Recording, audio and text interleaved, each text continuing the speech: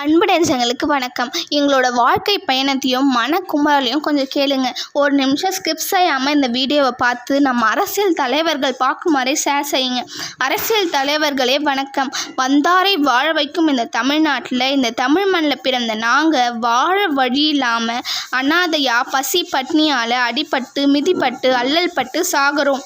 தன் பிள்ளைகளை பொத்தி பொத்தி வளர்க்குற சில நல்ல உள்ளங்கள் எங்களை மட்டும் நாங்கள் கண்ணை திறந்த உடனே எங்கள் அம்மா கிட்ட இருந்து பிரித்து குப்பைமேட்லேயோ ஆத்தங்கரையிலையோ நடு ரோட்லேயோ போட்டுட்டு போயிடுறாங்க.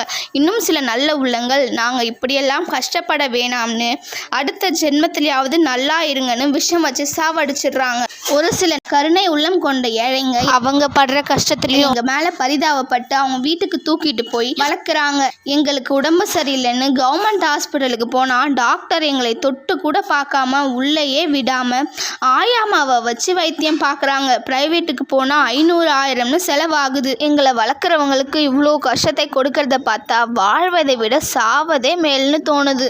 ஆட்சிக்கு வந்தால் மக்களுக்கு அதை செய்வேன் இதை செய்வேன்னு சொல்கிற நீங்கள் இந்த மண்ணில் பிறந்த எங்களுக்கு என்ன செய்ய போகிறீங்க? ஆறுயிர்க்கெல்லாம் அன்பு செய்வோம்னு சொல்கிற நீங்கள் எங்களுக்கு ஒரு பாதுகாப்பான வாழ்க்கையும் நல்ல மருத்துவமும் கொடுத்தீங்கன்னா நாங்களும் வாழ்வோம். இல்லைனா இப்படியே கஷ்டப்பட்டு நாட்டு நாய் இனமே தமிழ்நாட்டில் இல்லாமல் போயிடும். உங்கள் தாத்தா பாட்டியெல்லாம் அவங்க வீட்டில் எங்களை ஒரு பிள்ளைகளாக வளர்த்தாங்க. ஆனால் நாங்கள் இப்போது வாழ வழி இல்லாமல் தவிக்கிறோம்.